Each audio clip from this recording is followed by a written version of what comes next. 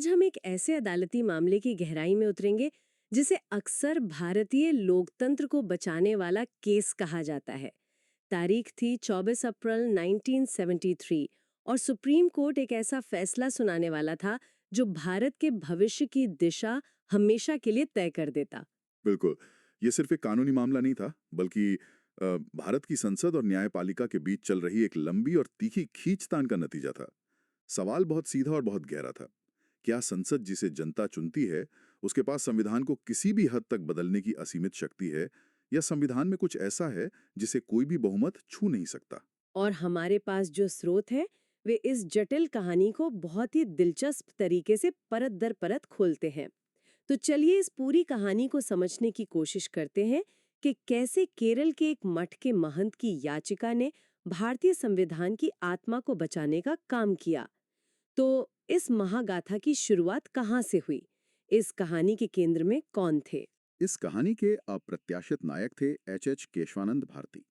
वो केरल के कसरगोड जिले में स्थित एडनीर मठ के प्रमुख थे, और विवाद की जड़ था केरल सरकार का भूमि सुधार अधिनियम 1963। भूमि सुधार अधिनियम। हाँ, उस समय पूरे देश में ये एक बड़ा राजनीतिक और सामाजिक मुद्दा था, और इसी के तहत सरकार मठ की लगभग 300 एकड़ जमीन का अधिग्रहण करना चाहती थी। यानी मठ की आय और उसके अस्तित्व का आधार ही खतरे में था। हाँ, और इसलिए केशवानंद भारती ने इस कानून को सुप्रीम कोर्ट में चुनौती दी।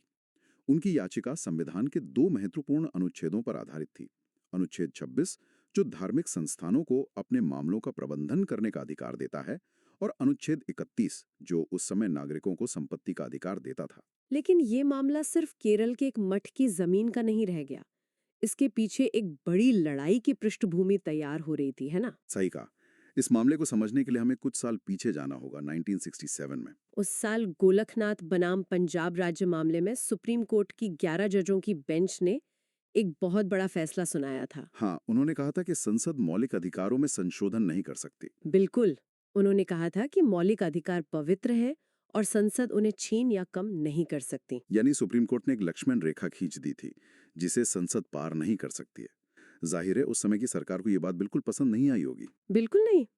उस समय इंदिरा गांधी की सरकार थी और उनका तर्क था कि गरीबी हटाओ और एक कल्याणकारी राज्य बनाने जैसे सामाजिक लक्ष्यों को हासिल करने के लिए संविधान में बदलाव करना जरूरी है, खासकर संपत्ति के अधिकार जैसे मौलिक अधिकारों में। उन्हें लगा कि सुप्रीम कोर्ट का ये फैसला प्रगति के रास्ते में एक रोड़ा है और यहीं से न्यायपालिका और संसद के बीच टकराव की असली शुरुआत हुई। तो सरकार ने इस न्यायिक लक्ष्मण रेखा का जवाब कैसे दिया? सरकार ने एक के बाद एक कई संवैधानिक संशोधन करके जवाब दिया। ये एक सोची समझी रणनीति लगती है। पहला था 24वां संशोधन 1971 में। इसने सीधे सीधे गोलकनाथ फैसले को पलटने की कोशिश की। इसने संसद को ये शक्ति दे दी कि वो मौलिक अधिकारों सहित संविधान की किसी भी हिस्से में संशोधन कर सकती है। अच्छा। इसके बाद आया 25वां संशोधन। इसने संपत्ति का अधिकार को और भी सीमित कर दिया। इसमें कहा गया कि अगर सरकार किसी की संपत्ति लेती है, तो वो मुआवजा या कॉम्पनसेशन देने के बजाय कोई रकम या अमाउंट दे सकती है, और इस रकम की मात्रा पर अदालत में सवाल नहीं उठाया जा सकता। और फिर तीसरा कदम। हाँ, और फिर आया सबसे महत्वपूर्ण 29वां संशोधन। इसने केरल के उन दोनों भूमि सुधार कानूनों को, जिनके खिलाफ केशवानंद भारती ने याचिका दायर की थी, संविधान की 9वीं अनुसूची में डाल दिया। 9वीं अनुसूची, ये शब्द बार बार आता है। ये एक तरह की संवैधानिक तिजोरी या ब्लैक बॉक्स जैसा लगता है। ये है क्या और इसे बनाया क्यों गया था? आपका ब्लैक बॉक्स कहना बिल्कुल सही है। 9वीं अनुसूची को पहले प्रधानमंत्री जवाहरलाल नेहरू की सरकार ने पहले संविधान संशोधन के जरिए 1951 में जोड़ा था। हम्म। मकसद तो नेक था, जमींदारी उन्मूलन और भूमि सुधार कानूनों को अदालती चुनौतियों से बचाना, हम्म। ताकि सामाजिक न्याय हो सके।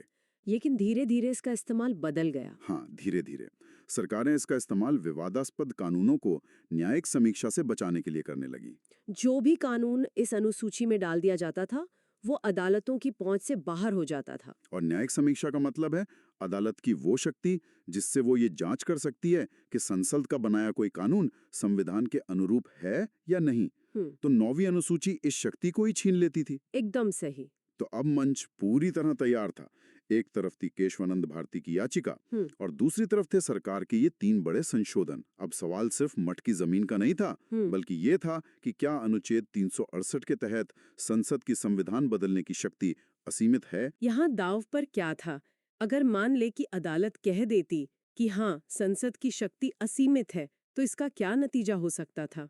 नतीजा भयावह हो सकता था। डर ये था कि अगर संसद की शक्ति पर कोई अंकुश नहीं है, तो क्या एक बहुमत वाली सरकार भारत के लोकतांत्रिक स्वरूप को बदलकर इसे एक दलीय शासन में बदल सकती है? क्या वो धर्मनिरपेक्षता को खत्म कर सकती है? क्या वो नागरिकों के सारे मौलिक अधिकार छीन सकती है? ये एक बहुत बड़ी दुविधा थी सरकार की। सामाजिक बदलाव लाने की जरूरत और नागरिकों के अधिकारों की स्थायी सुरक्षा के बीच संतुलन कैसे बनाया जाए। तो अब मंच तैयार था। एक तरफ संसद जो अपनी शक्ति को असीमित मान रही थी, और दूसरी तरफ नानी पालखीवाला जैसे दिग्गज वकील। अदालत में ये टकराव कैसा दिखा?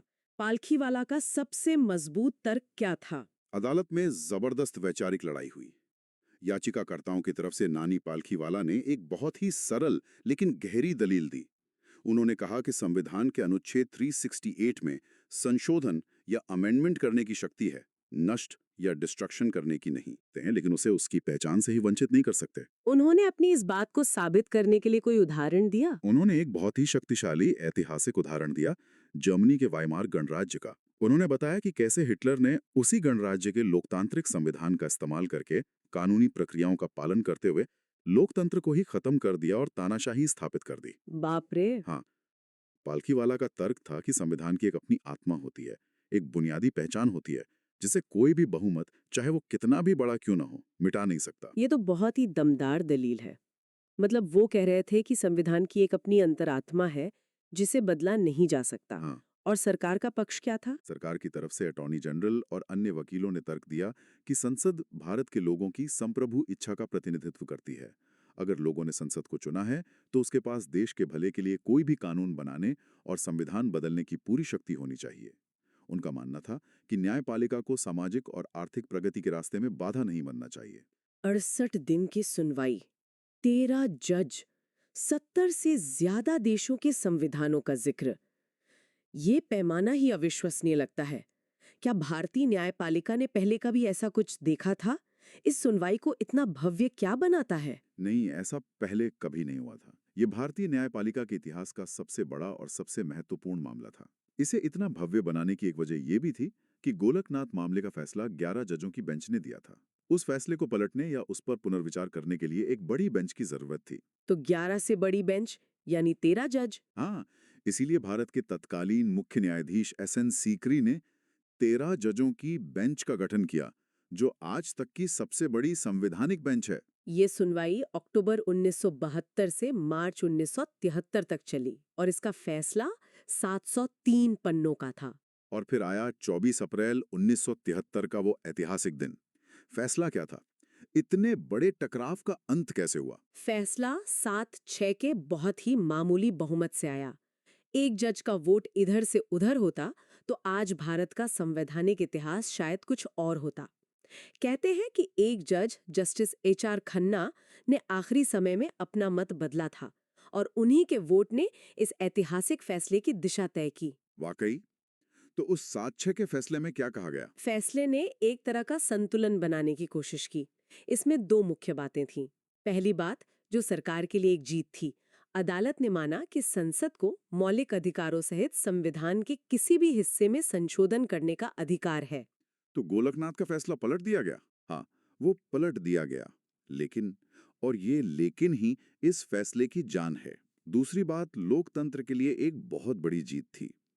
अदालत ने कहा कि संसद की ये शक्ति असीमित नहीं है। और यहीं पर बुनियादी ढांचे के सिद्धांत यानी बेसिक स्ट्रक्चर डॉक्ट्रिन का जन्म हुआ। चलिए इसे थोड़ा और समझते हैं।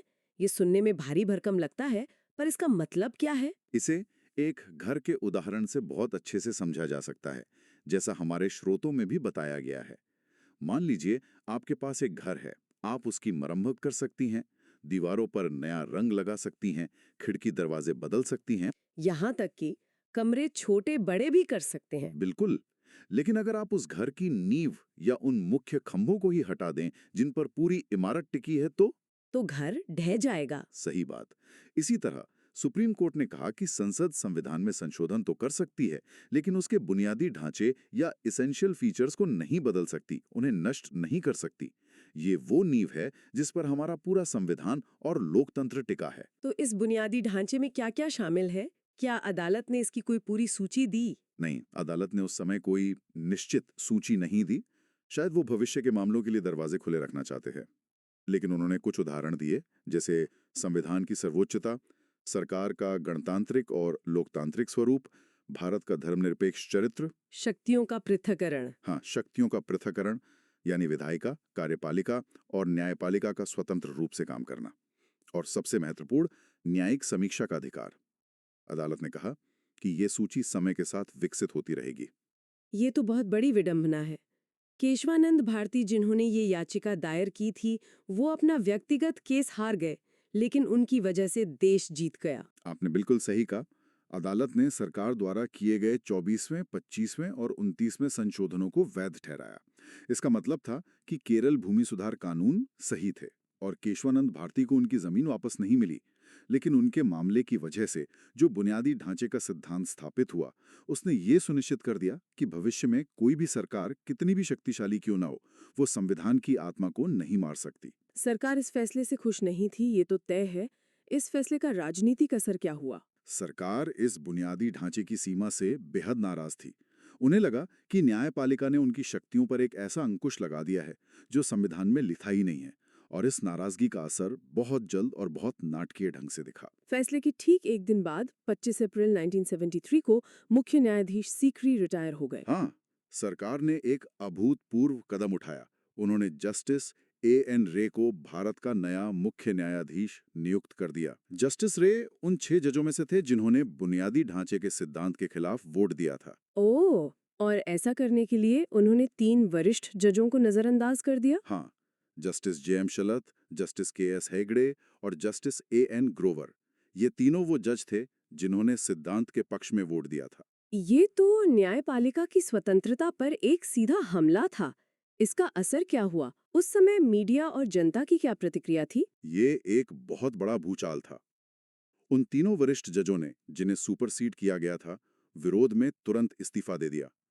कानूनी और राजनीतिक गलियारों में इसकी कड़ी आलोचना हुई। इसे प्रतिबद्ध न्यायपालिका बनाने की कोशिश के तौर पर देखा गया। मतलब ऐसी न्यायपालिका जो सरकार की विचारधारा के प्रति प्रतिबद्ध हो। हाँ, यह कार्यपालिका और न्यायपालिका के बीच के तनाव को एक नए शिखर पर ले गया, और इसने आने वाले आपातकाल की नींव रखने में भी एक भूमिका निभाई। तो इस पूरी गहरी और जटिल चर्चा का सार क्या है? अगर किसी को इस मामले से कुछ मुख्य बातें याद रखनी हो, तो वो क्या होंगी? सबसे पहली और सबसे महत्वपूर्ण बात, इस मामले ने बुनियादी ढांचे के सिद्धांत को स्थापित किया। इसने यह स्पष्ट कर दिया कि संसद की संविधान में संशोधन करने की शक्ति, जो अनुच्छेद 368 में है, वो सीमित है, असीमित नहीं। दूसरी बात, इसने 9वीं अनुसूची के ब्लैक बॉक्स पर भी एक रोशनी डाली। बिल्कुल। इस फैसले ने यह भी स्थापित किया कि 24 अप्रैल 1973 के बाद 9वीं अनुसूची में डाले गए कानून भी न्यायिक समीक्षा से परे नहीं हैं, अगर वे संविधान के बुनियादी ढांचे का उल्लंघन करते हैं। यानी अब कोई भी कानून पूरी तरह से अदालत की नजर से बच नहीं सकता। संक्षेप में, इस फैसले ने एक क्रांतिकारी विचार स्थापित किया कि भारत में लोकतंत्र का मतलब सिर्फ बहुमत का शासन नहीं है। सही कहा। लोकतंत्र का मतलब है संविधान के दायरे में बहुमत का शासन। इसने बहुमत की इच्छा पर संविधान की आत्मा को तरजीह दी। 7-6 के एक बहुत ही करीबी फैसले से तय हुआ। ये फैसला आज भी भारतीय लोकतंत्र का एक अदृश्य सुरक्षा कवच है। यहाँ एक विचार छोड़ जाते हैं। एक स्रोत में एक बहुत शक्तिशाली बात कही गई है, 100% का बहुमत भी संविधान की नींव को नष्ट नहीं कर सकता।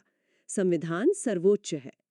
आज की दुनिया में जब सरकारों के पास अक्सर भारी बहुमत होता है, तब संविधान की सर्वोच्चता का क्या मतलब है?